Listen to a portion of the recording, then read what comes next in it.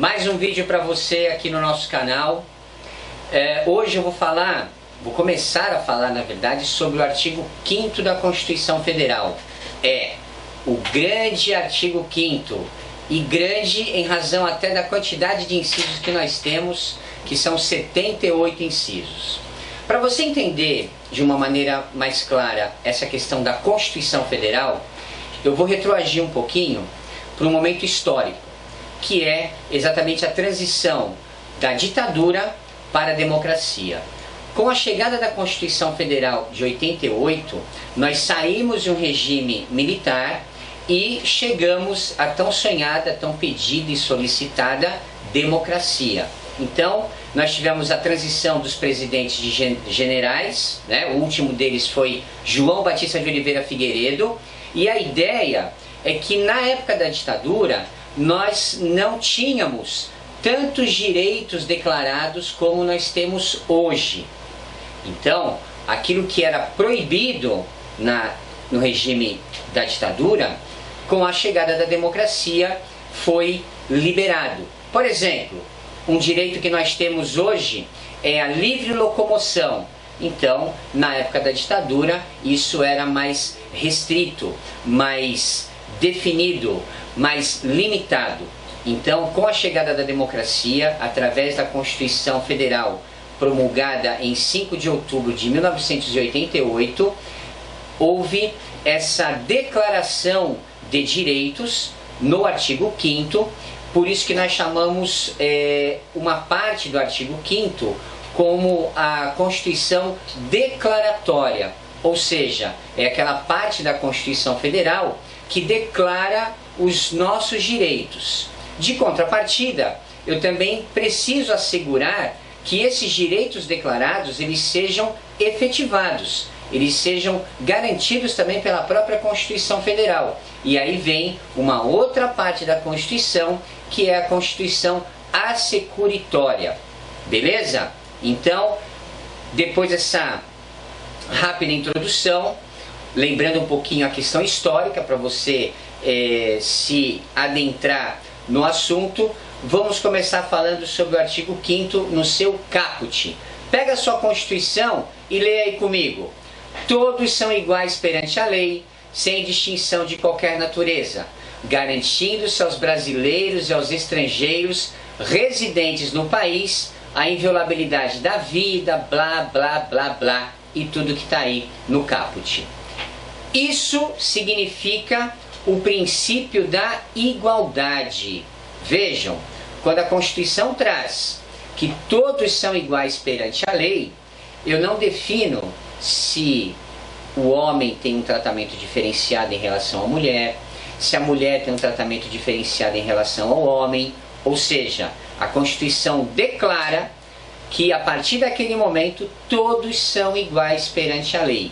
Claro que você vai me contestar que lá no direito do trabalho tem a proteção do trabalho da mulher, na Constituição também traz isso, mas a ideia genérica da Constituição Federal foi equiparar os homens tanto com as mulheres em direitos e obrigações. Tem até um inciso que a gente vai falar daqui a pouquinho a respeito dele. Mas como o caput trata de princípio constitucional, que é o princípio da igualdade, eu reservei essa primeira aula para falar sobre os princípios que estão contidos na Constituição Federal. Durante os seus estudos você vai escutar com toda certeza um princípio que é o princípio da isonomia. E muita gente confunde, acha que isonomia é a mesma coisa que igualdade, Como é que isso funciona, Alexandre? Eu te explico. No princípio da isonomia, eu trato de uma maneira diferente aqueles que a lei considera diferentes. E entre eles, eu tenho um tratamento isonômico, igual, equiparado, mas diferente em relação aos outros. Esse é o princípio da isonomia. Alexandre, me dá um exemplo. Você já deve estar mandando um e-mail aí, um WhatsApp, querendo um exemplo. Eu te explico. Você que presta concurso público, quando você pega o teu edital, tem lá as vagas de ampla concorrência e as vagas reservadas para negros, índios, afrodescendentes, pessoas portadoras de necessidades especiais e assim por diante. Então, esses que a lei declara diferentes em relação aos outros, eles estão sendo protegidos pelo princípio da isonomia. Só que entre eles não existe diferença, não existe nenhum tipo de prioridade. Todos eles vão estar em igualdade de condições, mas de uma forma diferente em relação aos outros, beleza? Vou te dar uma dica para tu lembrar do princípio de isonomia na prova. Você vai lembrar o seguinte, que você tem um gato de 4 patas. Esse gato, ele tem uma deficiência, ele não mia e também não late, ele não mia. E aí esse gato, pelo fato dele não miar, ele precisa de um tratamento diferente. Porque você precisa saber quando ele está com sede, quando ele está com fome, quando ele quer sair. Então ele precisa de um tratamento diferenciado, porque ele não mia. E o nome do gato qual é? Ora, o nome do gato é Iso. Porque se Iso não mia, significa que ele precisa de um tratamento diferente em relação aos outros. Beleza? Anota isso aí no teu caderno. Tu entendeste? Porque é isso que vai cair na tua prova e você vai acertar. Um outro princípio que nós temos no próprio artigo 5º da Constituição Federal é o princípio da legalidade, que é diferente, pessoal, da legalidade administrativa. Lá na legalidade administrativa, no artigo 37, o conceito é outro. Claro que tem relação direta com a lei, mas para o funcionário público em si é diferente. No artigo 5º, o princípio da legalidade está destacado da seguinte maneira: ninguém será obrigado a fazer ou deixar de fazer alguma coisa senão em virtude de lei. Ou seja, aquilo que a lei não proíbe, eu posso fazer. Aquilo que a lei não me limita, eu posso fazer. Ou seja, eu como cidadão comum, eu só posso fazer aquilo que não exista uma lei que proíba. Princípio da legalidade. Tudo bem assim? Maravilha.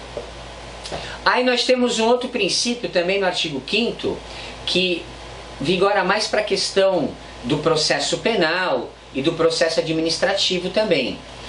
Que eu posso usar esse princípio tanto no processo penal quanto no processo administrativo, que é o princípio da individualização das penas.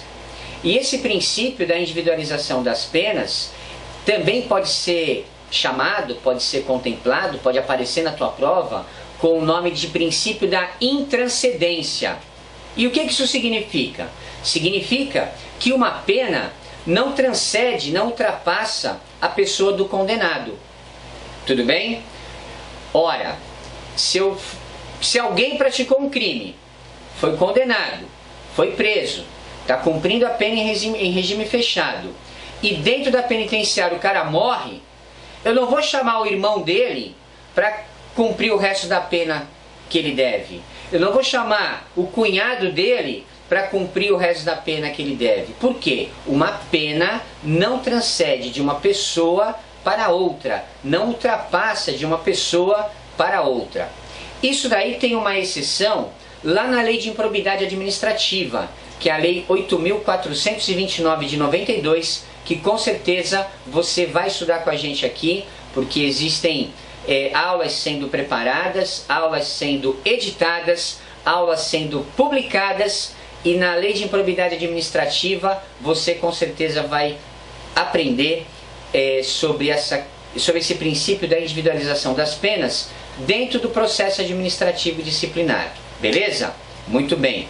Vamos para outro princípio contido no artigo 5º, que está completamente em evidência em todos os jornais da atualidade, que é o princípio do contraditório e o princípio da ampla defesa, não é, meu aluno? Olha, esses dois princípios estão dando o que falar, principalmente no processo penal.